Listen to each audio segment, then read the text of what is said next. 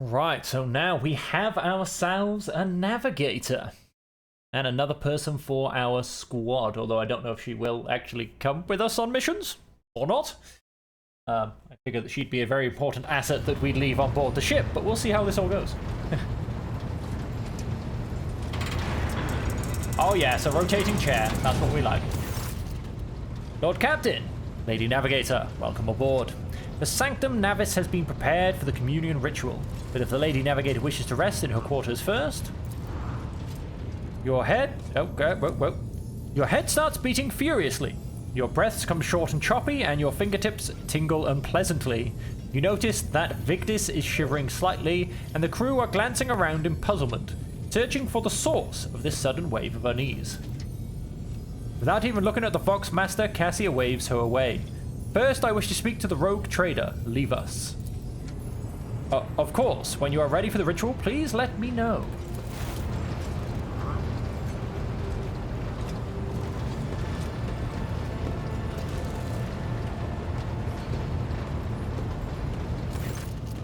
Cassia sweeps her passive gaze over Victus, then, lowering her lashes slightly, turns to you.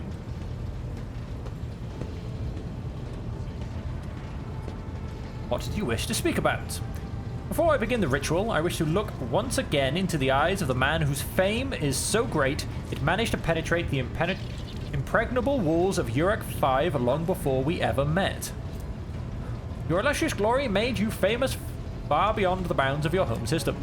It truly is you, Bahadur, the person the whole Expanse and the Calixis sector are talking about, and now a rogue trader as well. After a few seconds hesitation, Cassia lets out a small exhale, then raises her pointed chin. I have not yet thanked you for saving me on the station. My thoughts were clouded with so much mournful ash when Theobald's heart stopped, but you acted honorably and did not exploit me in my wretched position. For that, I am immeasurably grateful. I am also deeply grateful that you saved my servants, especially my valet. Uwe served on the station for more than 5 years, much longer than any who preceded him. He knows how to properly attend to me during journeys through the Materium and what to serve me for breakfast. Very important. His presence envelops me in a cloak of amber. But now, Cassia throws back her shoulders. I am ready to go to the Sanctum Navis and perform the sacred rite. I acquire brushes, canvas, and the best paint you have on board, but no red. Tell me more about what the ritual entails. I doubt the uninitiated could understand the mysteries of the navigation, but I shall try to explain the essence of it. I must merge my mind and will with the machine spirit of the ship, so that I become one with the vessel. Cassia lifts a lock of hair from her back of her neck, revealing gilded implant ports. After that, I use the House or Celio ritual, which I am loath to reveal to you, to free my mind of all errant thoughts, and then it is time to open my third eye and peer into the depths of the warp itself. Among the nightmarish visions, mirages, and creatures of the abyss, only the light of the Emperor is the truth that will lead me from star to star, from one system to system. Oh, the light, the guiding thread, so fine it can slip from one grasp at any moment. Cassia unfurls her hand as though dropping something. But you have nothing to worry about. The navigators of House Orcelio never lose their cause.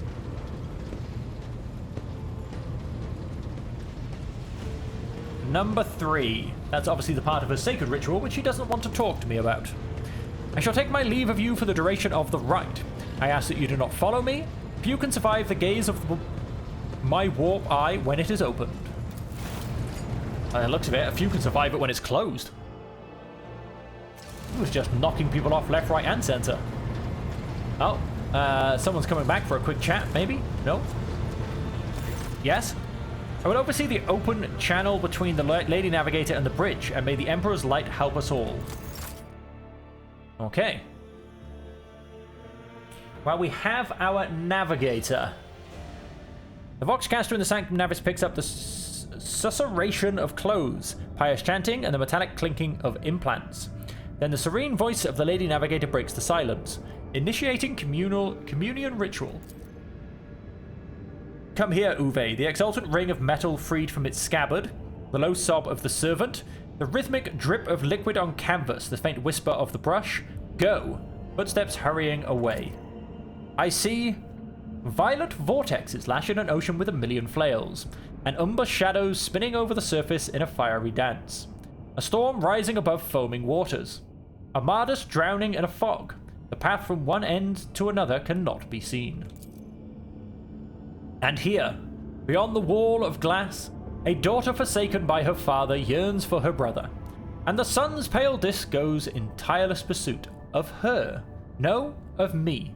Its frozen rays lie that spring is here. The light is deadened. The great ruler is gone. The Voxmaster recoils at Cassia's words and accidentally snaps one of the cogitator levers. The panoply for the finger emits sparks, and the Voxcaster falls silent. He quickly flips a series of switches and bows guiltily. My abject apologies for cutting off the broadcast, Lord Captain. I have never heard the warp speaking through a navigator before. The connection is restored now. It will not happen again.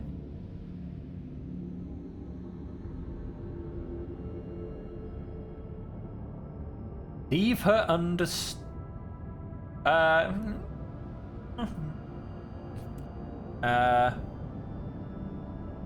Are you alright in there? Down at the Vox transmission, the servants in the Sanctus Navis are howling and shrieking like wild beasts, moaning in pain. Their throats roar from the strain, and then sudden silence. The dull thud of dropping bodies proclaims their fate. It appears the servants were part of the Lady Navigator's rite, as it was for her predecessor. I will arrange for the bodies to be removed from the Sanctum Navis after the ritual, or what is left of them. Rogue Trader, I fear I have unfortunate news. Endless blackness has spread across the canvas, dividing what should be whole in two, and my sight cannot glimpse the light of the Emperor as clearly as before. I cannot turn around. My brush only draws me onward. The way is blocked. The Great Rift has opened, it sounds. By the Emperor's grace, the ritual was successful. Your vessel's temperament presented a challenge. Its cold steel grip did not allow me to breathe freely even for a second. It was as if the depths of the ship housed not only machine spirits, but something other. Now I will retreat to my chambers to recover my strength. Send for me if you have need of me. Lord Captain, congratulations on acquiring a navigator. Spare me a few moments of your time, please. There are several matters that require your attention. First of all, I want to report on the condition of the station, Urak-5. Had you opted to begin your visit to the Rykad system with a different destination, the station could have become critically unstable. Fortunately, the decision to immediately visit the representatives of Navis Nobilate brought us precious time. We can either send our forces to disassemble the station and procure technological components for our own vessel, or attempt to save as many valuables as we can. Gather any component that may be of use on the ship. Loot everything from jewelry to the very last manuscript.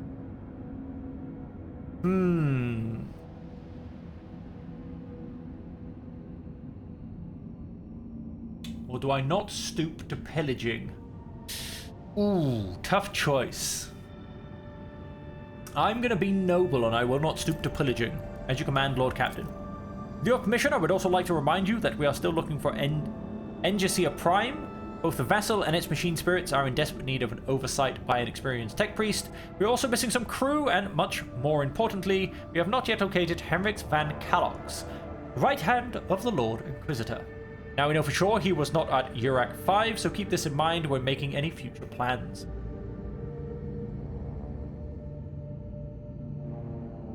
Thank you, that will be all for now.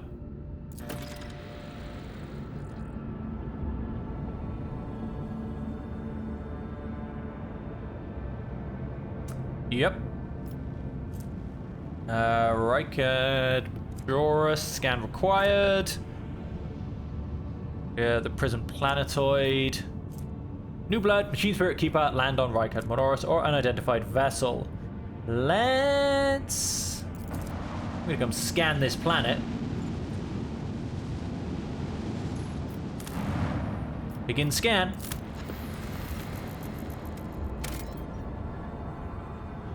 "50 experience, no resources.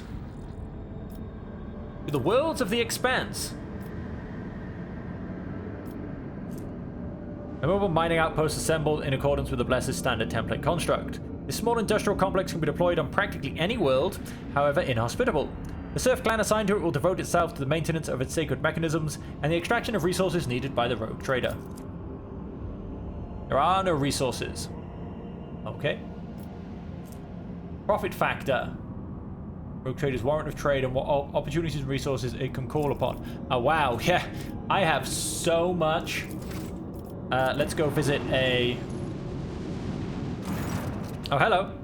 There is some commotion on the officer's deck. The Lady Navigator has left her quarters and is currently in the wardroom, where uninitiated crew members are shunning her in terror. Perhaps you should find out what has brought Cassia to the deck. Sure. Let's see what she's doing.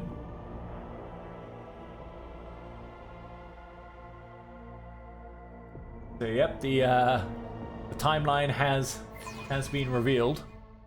Press any key.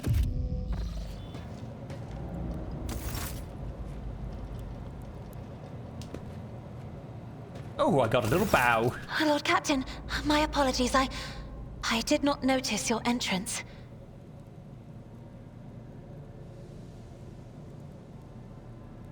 I see you are fond of reading. Oh, this. Turns out to be a collection of works. I found this fascinating read on one of the shelves, and I must say, it has caught my eye. Its every chapter is written in verse.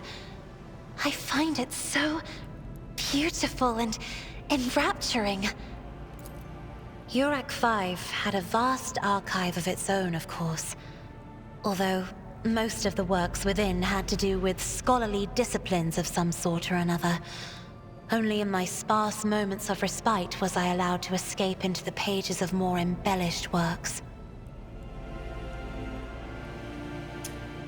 Rule for number 1, the events that took place on WH40K must have shaken you greatly. Are you well? One should not underestimate the navigators of House Orselio, Lord Captain. Like a shawl of pale smoke, a faint malaise hangs upon my shoulders, but it will not be the slightest hindrance to my duty to humanity, and my duty to you. Number 2. No, it is not that at all, Lord Captain. It is just that Uwe is quite capable of carrying out his duties by himself. He is well accustomed to my whims and preferences. Assessment test succeeded. Cassia cringes ever so slightly, adjusts the adornment on her forehead, then awkwardly hides her clawed fingers in the folds of her clothes. The natural appearance of navigators often becomes the topic of gossip among lowly servants and officers alike. It is unsurprising, then, that Cassia prefers the company of one who is used to how she looks. There are people on this ship who are far more impulsive and dangerous to others, and far less devoted to the God Emperor than a herald of the Navis nobility. But I did not need your words to see the shades of umber unease that whirl around your subjects whenever I am near. Were I not acquainted with such a reaction, I could have found their behavior in your question just now insulting. But? Lord Captain, would you kindly explain to me why you are pestering me with these questions? Inquiring about my mood and my needs, showing an interest in the books I am enjoying. You are behaving as if you possessed a shred of fellow feeling for one such as I. Well, apologies for caring. I beg your pardon, Lord Captain. That was no way for a navigator to conduct herself. I'm beginning to think, Lady Cassia, that the feelings I have for you are far more complicated than common sympathy. You have nothing to apologize for. Human emotions are natural, be they good or bad. It is just natural to share them with others. Right, so I'd ask that you mind what you say from now on. It is indeed difficult for me to feel empathy for a mutant. However, the crew's well-being hinges on that of its navigator. We go for number 2. Please forgive me. I cannot even understand myself right now. Your words and attention have reminded me of life on the station. Of Theobald and Felek. I do not understand. They were merely the keepers of WH40K. So why do memories of those two make me feel a strange heaviness here? At the same time, I find myself overwhelmed with new excitement and anticipation. At last, I have set foot outside my familiar walls and into a world that I have only seen before in the pages of books. Your ship alone is a treasure trove of remarkable artifacts and curiosities. And just imagine the things that await beyond, but... my delight must seem childish to you, surely. In your heart, you must be finding all this quite amusing. I think I'm going to go for number 4. I understand that you are going through. My own life was turned upside down not too long ago. Indeed.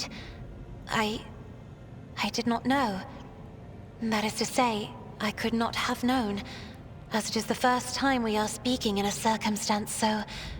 private. My word, when I found this place, it was so full of officers. Why did they all leave?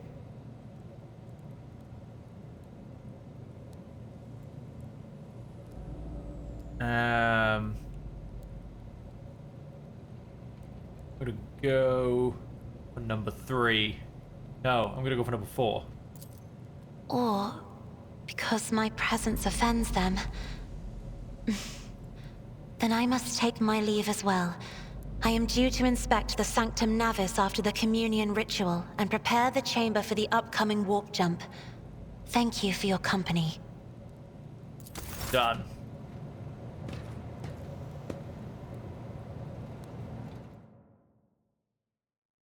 And okay, here we are. Of course, we do have a level to go up. I say, of course, here we are. Where are we? The Void Ship Bridge. Back we go.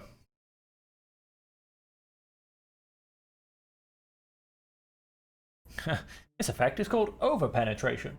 Like a point-blank range with a sister sigillate gun. If I've gotten that correct. Fancy words.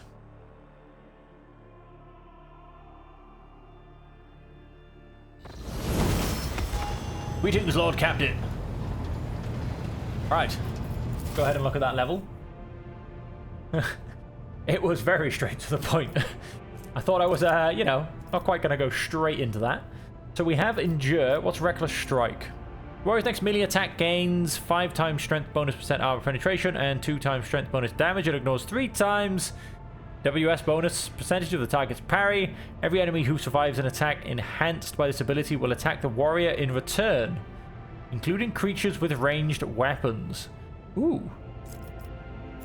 The warrior marks a target, gaining armor and damage on melee attacks against that target. If the target attacks the warrior during this round, the warrior gains 1 AP once per round. Warrior gains a slash ability with agility bonus divided by 2 charges for this round. Slash cannot be used in the same round as charged. With that many charges for this round. Okay. The warrior dashes through an enemy to take dashes through an enemy to the saddle on the enemy's opposite side and makes a melee attack with 50% reduced damage. Can be applied only once for 1 target per round. Okay, so it's like playing checkers, but you can't go backwards. I'm gonna make my character a hammer, and the other guy, no, not Bahada. I forget his name. He's gonna be the tank. Forceful Strike, or the Anvil, as you put it. The warrior gathers all their might for a crushing strike. Their next melee attack pushes the enemy away. The distance of the push is equal to... Okay. Warrior screams at their enemies to draw their attention and becomes the priority target of any enemy who fails a willpower resistance. I'm thinking Breakthrough. I don't like this attacks the warrior in return thing. I'm gonna go for Breakthrough. That's it. Next. And for the next thing, I don't want Medicae, I don't want Demolition.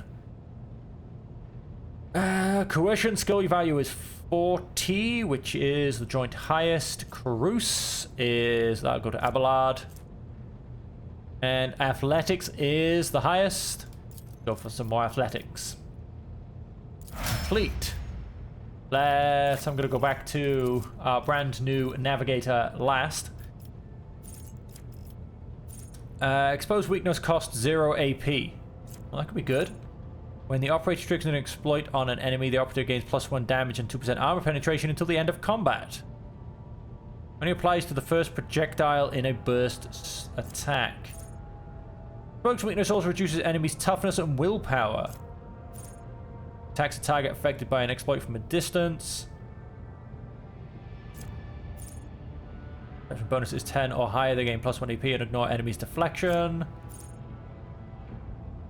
The target of analyzed enemies has 2 or more exploits. That target suffers +1 additional exploit. Turn, the enemy with the largest number of exploits receives an additional exploit stack. 2 or more enemies are tied for the largest number of exploit stacks. One of those enemies is chosen at random. In half cover, their cover efficiency is increased by 15%. This bonus is doubled if the operative has not moved during their turn. Ooh, I quite like that one. Inflict despair. Exploit and expose weakness. That enemy loses -3 MP and their damage is reduced by 10%.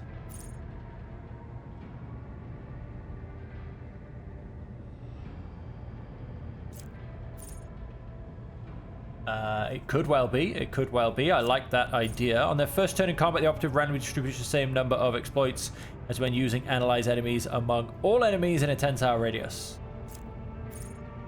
Affected by exploit within 5 cells when the operative attacks the operative or their ally. That enemy suffers 1 additional exploit.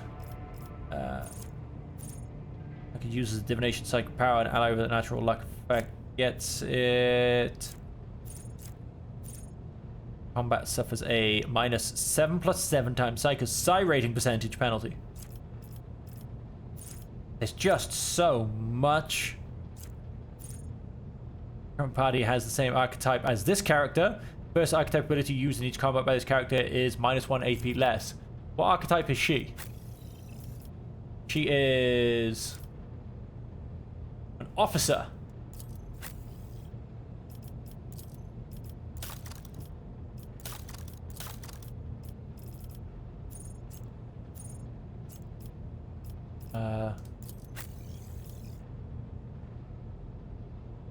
Soldier. She is a warrior.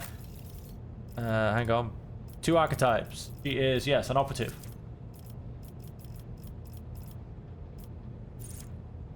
Enemies have taken damage from the Psycho at least once. Suffer a -20 penalty to all resistance tests against the Psycho until the end of combat. So there's just so much. First archetype ability used in combat by this character costs -1 AP less. Maybe. All allies, including Xenos, in the current party gain +5 to the same characteristic as was chosen for Humanity's Finest.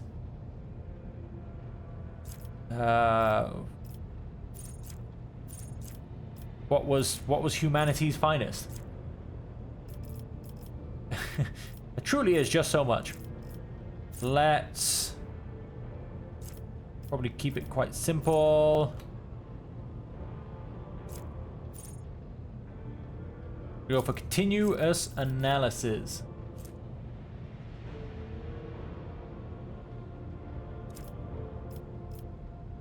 And we shall put up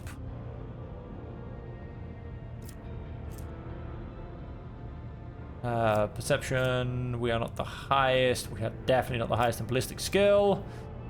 Weapons skill, willpower. This character's ability to withstand the horrors of the warp. That could be a pretty good shout.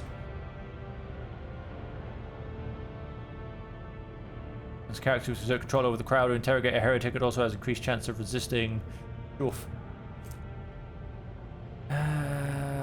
Let's go for willpower. Complete. Oh, Mechanicus would be fun as well. Right, soldier. We will go up. How are we looking on agility? We are killing it. Boys, high agility allows a character to manipulate delicate explosives with finesse or keep their footing when crossing treacherous terrain. Ballistic skills, I'm going to keep as is. Random character high perception can pick out a stray bolt or shell casing in between the day. They morass of an under high or even tower when someone is being deceitful. Strength, willpower. good. Character's initiative, dodge, chance, and reaction.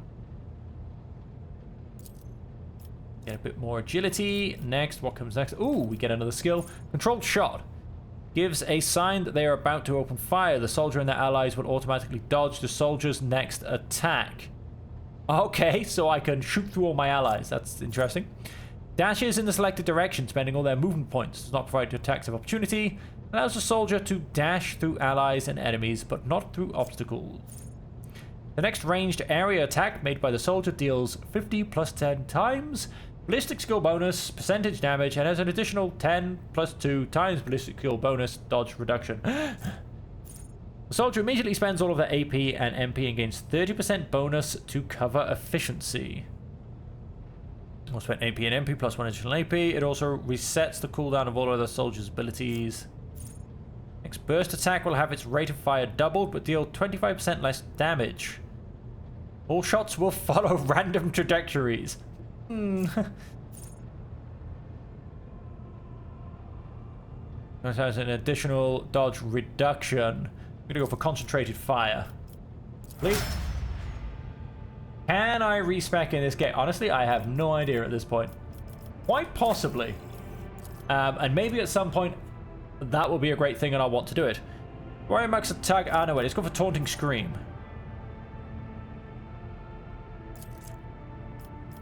Hit next. And... not actually my best Medicae. Demolition, not by a long way. Coercion, not quite. Based on toughness.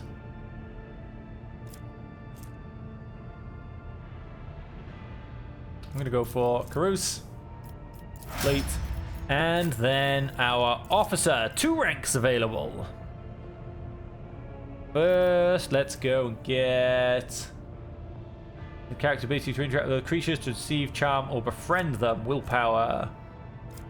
Ballistic skill. Toughness is probably not that good. Weapon skill not that good. Perception, probably quite high. Let's go Fellowship. And so many abilities. So many. Enemies damaged by the Navigators suffer additional damage from any source of warp damage. By the Navigators suffer the bonus damage stacks for each hit inflicted by the Navigator's stacks effect 5 times. Every even turn, the Navigator gains an additional action point. Every odd turn, the Navigator gains plus 20 perception. Oh, wow. Every enemy the Navigator has in their line of sight has its dodge and hit chance reduced by the Navigator's perception bonus. Done. Next. Focus. Whenever the officer uses an ability on an ally, the ally gains a bonus to their perception and ballistic skill equal to 2 plus the officer's resolve divided by 2. The range of the officer's abilities is increased by plus 3. The range of voice of command is increased by plus 6.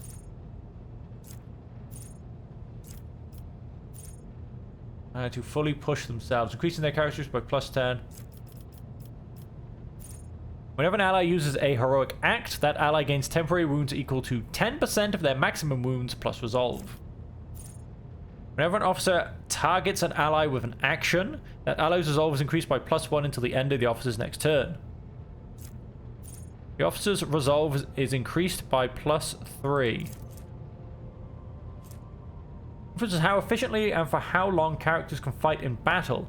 Determines the amount of momentum gained at the beginning of each turn or after killing an enemy. Okay. Whenever an ally is affected by an officer's ability or talent that grants temporary wounds, that ally's armor is increased by 10% for 1 round. What do I have? Now an extra turn with 2 AP and no MP. This ally is under the effect of voice of command and kills an enemy before the end of the officer's turn. The ally gains a 1-time additional momentum. Ability cannot be used on the same ally more than once per round. The officer grants an ally an extra turn with full AP and MP. During the extra turn, there is no attack limit. And yeah, that's the one I just went and put on. Okay. Whenever a heroic act is used in combat by any character, the officer's next attack will cost... Use voice command or bring it down. For the first time in combat, this ability costs less. Officers' abilities gain a bonus to their weapon skill and will deal 4 more damage on attacks of opportunity until the start of the officer's next turn. I like that. And... Officer's Fell bonus. Officer's Fell bonus. So let's go and give more Fellowship then, because that's what all of my abilities seem to work off.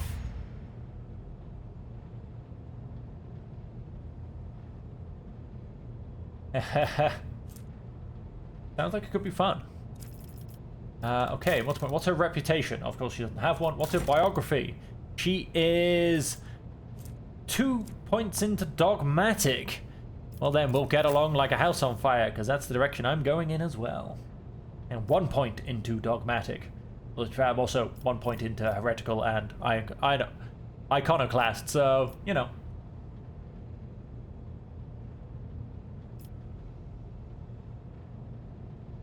Yep, the officer could be a lot of fun. A huge amount of fun.